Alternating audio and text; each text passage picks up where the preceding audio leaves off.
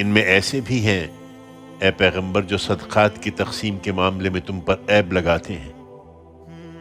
یہ وہ لوگ ہیں جنہیں لالچ نے تمہارے ساتھ باندھ رکھا ہے، چنانچہ اگر اس مال میں سے انہیں دیا جائے تو راضی رہتے ہیں، اور اس میں سے نہ دیا جائے تو فوراً ناراض ہو بیٹھتے ہیں۔